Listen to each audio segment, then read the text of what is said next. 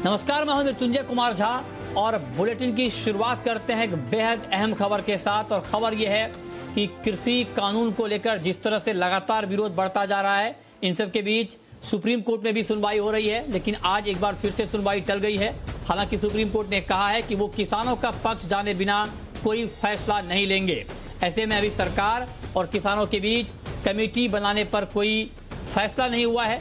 सुनवाई के दौरान चीफ जस्टिस ने कहा कि हम प्रदर्शन के विरोध में नहीं है, लेकिन बातचीत होनी चाहिए।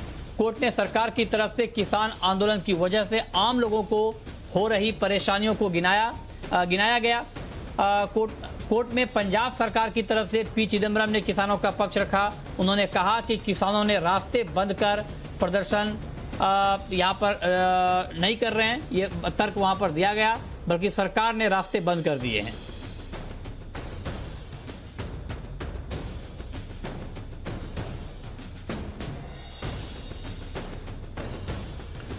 और इस पर ज्यादा जानकारी के साथ हमारे संवाददाता दानिश आनंद इस वक्त हमारे साथ जुड़ रहे हैं। दानिश, सुप्रीम कोर्ट में कल भी इस पर चर्चा हुई थी, आज भी बातचीत हुई है। क्या पूरा किस तरह क्या बात हुई है एक्चुअली, अगर आप डिटेल में समझा पाएं, क्योंकि मामला कोर्ट तक पहुंच चुका है, सुलह के कोई आसार दिख नहीं रहे हैं। कोर्ट ने और क्या क्या कहा है? देखिए, आज की पूरी हियरिंग में सबसे अहम ऑब्जर्वेशन चीफ जस्टिस की है वो प्रोटेस्ट को लेकर। चीफ जस्टिस ने साफ साफ ये कहा कि उन्हें फार्मर्स के प्रोटेस्ट करने से किसी भी तरह की समस्या नहीं है, क्योंकि वो एक फंडामेंटल राइट का पूरी तरह से उपयोग कर रहे हैं। लेकिन उन्होंने ऑब्जर्व करते हुए ये बात बोला कि अगर कोई अपना फंडामेंटल राइट को एंजॉय कर रहा है तो एट द सेम टाइम वो किसी और के फंडामेंटल राइट को नहीं रोक सकते हैं। दूसरे हाथ पर सुप्रीम कोर्ट ने आज एक बार फिर से एक इम्पार्शियल कमेटी बनाने की बात करी है, और इस इम्पार्शियल कमेटी में चीफ जस्टिस ने इंडिकेट करा है कि जो एग्रीकल्चरल एक्सपर्ट्स हैं और सरकार और फार्मर्स जो प्रोटेस्ट कर रहे हैं उनकी यूनियंस, ये तीन पार्टीज को बैठकर एक कमेटी फॉर्म करनी चाहिए, ताकि जहां पर एक हाथ पर प्रोटेस्ट चल रहे हैं, दूसरे हाथ पर जितनी भी समस्या आ रही है फार्मर्स को, वो बैठकर मिलजुल कर एक एमिकेबल सोल्यूशन निकाल सके। ये दूसरी बात चीफ जस्टिस ने एक अहम टिप्पणी देते हुए कही थी। दूसरे हाथ पर मैं आपको बताना चाहूँगा, जब प्रोटेस्ट की बात चल रही थी सुप्रीम कोर्ट के अंदर, चीफ जस्टिस ने आज ये बात बिल्कुल क्लियर कर दी थी कि आज की जो सुनवाई है वो सिर्फ और सिर्फ फार्मर्स प्रोटेस्ट को लेकर है, जिसकी वजह से दिल्ली के लोगों को प्रॉब्लम फेस करनी पड़ रही है ट्रैफिक के मामले में और बॉर्डर्स ब्लॉक होने के चक्कर में। लेकिन चीफ जस्टिस ने ये बात, दूसरी बात भी बोली कि एक बारी जब ये मैटर सुलझ जाएगा तो फिर जो फार्म लॉस को लेकर आपत्ति है सारे प्रोटेस्टर्स की, उस पर वो अलग सुनवाई करेंगे। तो आज की सुनवाई में फार्मर्स की तरफ से भी पक्ष रखा गया, और दूसरे हाथ पर दिल्ली की जितनी नेबरिंग स्टेट्स हैं उनकी तरफ से हरीश साल्वे आर्ग्यू कर रहे थे।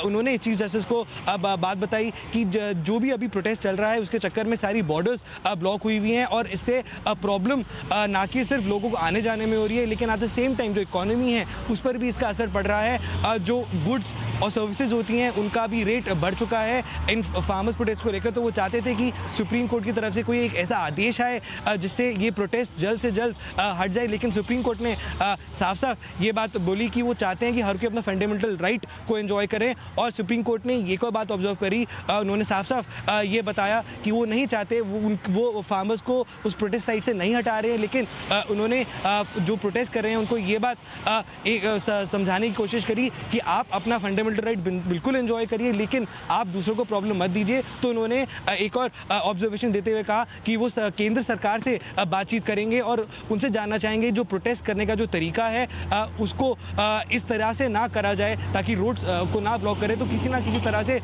थोड़ा बहुत जो मैनरिज्म है प्रोटेस्ट करने का उसमें बदलाव लाया जाए। लेकिन सबसे अहम टिप्पणी चीफ जस्टिस की तरफ से आई थी फार्मर वो इन लॉज को लेकर। उन्होंने सेंटर से पूछा, उन्होंने अटॉर्नी जनरल के वेणुगोपाल से पूछा कि क्या ऐसा हो सकता है कि जब तक ये हियरिंग खत्म नहीं होती तब तक आप इन फार्म लॉज को होल्ड कर दें। तो उस पर के वेणुगोपाल ने रिप्लाई करते हुए कहा कि हम लोग इसको बिल्कुल नहीं रोक सकते हैं, क्योंकि अगर हम रोक देते हैं, अगर हम फार्म लॉज को होल्ड पर रख देते हैं जब तक कोई सोल्यूशन नहीं आती है, तो जो बातचीत हो रही है दो पार्टीज के बीच में वो भी नहीं होगी। तो अब सुप्रीम कोर्ट 18 तारीख से एक विंटर ब्रेक पर जा रहा है, और सुप्रीम और चीफ जस्टिस ने एक और बात सजेस्ट करी, वो चाहते हैं कि जितना भी ब्रेक पीरियड है, जो भी विंटर ब्रेक का पीरियड है, तब ये मैटर एक और बेंच पर ट्रांसफर हो सकता है, एक वेकेशन बेंच पर ट्रांसफर हो सकता है। और आज सुप्रीम कोर्ट ने एक बार फिर से ये बात रिटेरेट करी कि वो सारी पार्टीज को बिना सुने किसी भी तरह का ऑर्डर नहीं देंगे। तो अभी अगली सुनवाई कब होनी है उसके बारे में हमको बहुत जल्द पता लगेगा। और सुप्रीम कोर्ट ने एक बार फिर से एक कमेटी बनाने की बात करी है, जो एक इम्पार्शियल कमेटी होगी, जिसमें हर पक्ष के लोग साथ मिलकर एक सोल्यूशन निकालें और दूसरे हाथ पर प्रोटेस्ट भी शांति से चलते जाएं। जी ठीक है, चलिए बहुत शुक्रिया दानिश आपका इस पूरी जानकारी के लिए। आगे बढ़ते हैं, लेकिन एक तरफ जहां किसान अपनी मांगों पर डटे हुए हैं, दूसरी तरफ सरकार ने भी कमर कस ली है और केंद्र सरकार ने किसानों पर एक बुकलेट जारी की है। इस बुकलेट के जरिए सरकार किसानों के भ्रम को दूर करने की कोशिश कर रही है। इसके साथ ही सरकार की तरफ से क्या क्या योजनाएं किसानों के लिए शुरू की गई हैं, ये जानकारी बुकलेट में दी गई है। वहीं कृषि मंत्री नरेंद्र सिंह तोमर ने कहा कि कई जगहों पर किसानों के बीच नए कृषि कानून को लेकर भ्रम फैलाया जा रहा है। हम किसानों को कानून के बारे में समझाएंगे, लेकिन इन सबके बीच अब हजारों किसान दिल्ली की सीमा पर अपनी मांगों को मनवाने के लिए बैठे हुए हैं। 22वें दिन हड़ताल जारी है। किसान सिंघू, टिकरी और गाजीपुर बॉर्डर पर जमे हुए हैं। इस पर डिटेल जानकारी के साथ हमारे संवाददाता हितेन विटलानी इस वक्त हमारे साथ जुड़ रहे हैं। हितेन, क्या देख पा रहे हैं? लगातार 22वां दिन है आंदोलन का, क्या है ग्राउंड रिपोर्ट, क्या है इस वक्त की? बिल्कुल, देखिए अगर सिंघू बॉर्डर की बात करें तो सिंघू बॉर्डर की मैं तस्वीरें दिखा दूंगा। मेरे कैमरा पर्सन से कहूंगा कि आपको तस्वीरें दिखाए। 22वें दिन फोर्स भी जो है वो यहाँ पर बड़ी संख्या में तैनात की गई है। तो पीछे की ओर आप देखिए, पीछे की ओर आप देखेंगे तो जहाँ पे किसानों की संख्या भी जो है वो दिन ब दिन लगातार बढ़ती जा रही है। यहाँ पे लगातार किसान जो है वो बढ़ते जा रहे हैं। दूसरी ओर बात करें तो टिकरी, सिर्फ सिंघू बॉर्डर की नहीं, टिकरी बॉर्डर पर भी यही हाल है और नोएडा बॉर्डर पर भी यही हाल है। हालांकि जो नोएडा बॉर्डर 2 दिन पहले तक बंद पड़ी थी वो पूरी तरह खुल चुकी थी। वो नोएडा बॉर्डर आज फिर एक बार 2 दिन से बंद हो चुकी है, वहाँ भी किसान आ चुके हैं।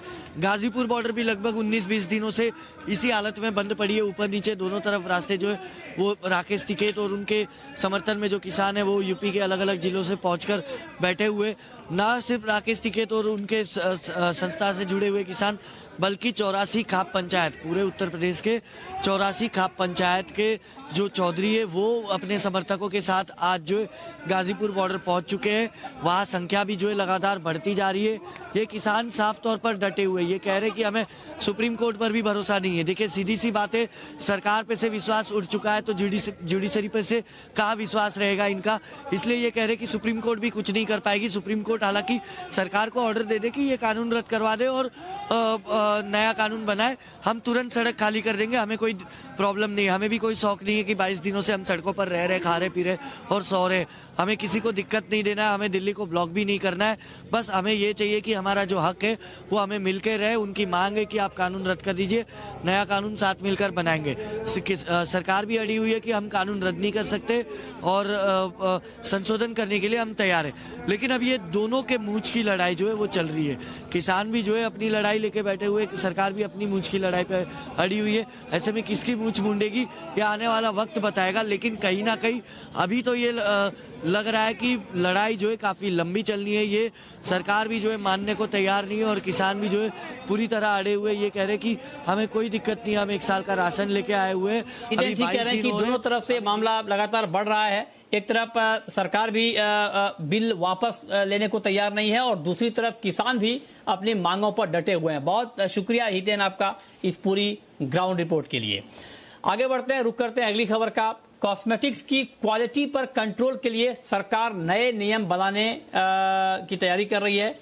कॉस्मेटिक रूल 2020 के लिए सरकार ने ड्राफ्ट नोटिफिकेशन जारी कर दिया है, जिसके मुताबिक कॉस्मेटिक के इंपोर्ट के लिए BIS, bureau of Indian standard का मार्क जरूरी होगा। क्या है पूरी खबर, ये बताने के लिए जी मीडिया संवाददाता समीर दीक्षित हमारे साथ जुड़े हैं। समीर, बताइए क्या पूरी खबर है?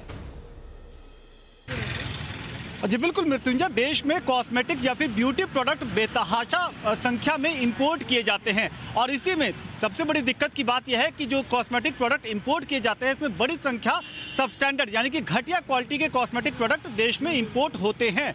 ये घटिया क्वालिटी के, इसके साथ ही डुप्लीकेट प्रोडक्ट भी भारत में इंपोर्ट के रास्ते अलग अलग बाजार में बेचे जाते हैं और इसी से चिंतित होकर के सरकार अब एक नया और सख्त नियम लाने की तैयारी कर रही है। इस नियम का नाम है कॉस्मेटिक रूल 2020। जिसका ड्राफ्ट नोटिफिकेशन जारी कर दिया गया है।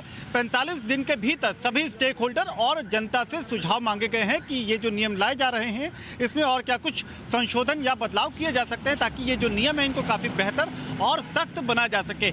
ये नियम जब लागू होंगे तो सरकार को उम्मीद है, भरोसा है कि जो देश में कॉस्मेटिक या ब्यूटी प्रोडक्ट जैसे नेल पॉलिश, पेंट, लिपस्टिक, इस तरीके के जो कॉस्मेटिक प्रोडक्ट जो देश में आते हैं जिनकी क्वालिटी बहुत घटिया है, जिसमें डुप्लीकेसी या फिर नकली सामान बहुत ज़्यादा बेचा जाता है बाजार में, इसको सरकार रोक पाने में या फिर बड़े पैमाने पर कम कर पाने में काफ़ी हद तक कामयाब हो पाएगी। एक आंकड़ों के मुताबिक ये बताया जाता है कि देश में जो कॉस्मेटिक इंडस्ट्री है, ब्यूटी प्रोडक्ट की जो इंडस्ट्री है, वो तकरीबन $20 बिलियन के आसपास पहुंच जाएगी साल 2025 तक। ऐसे में अगर सरकार इस तरीके के सख्त नियम लाती है तो जाहिर बात है इसका बड़ा फायदा घरेलू इंडस्ट्री को भी मिलेगा ताकि आत्मनिर्भर भारत को भी सफल बनाया जाए।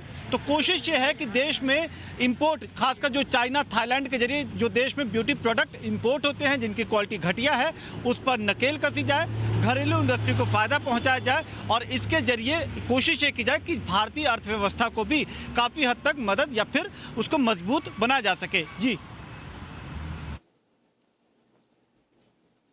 चलिए, बहुत शुक्रिया समीर आपका इस पूरी खबर के लिए।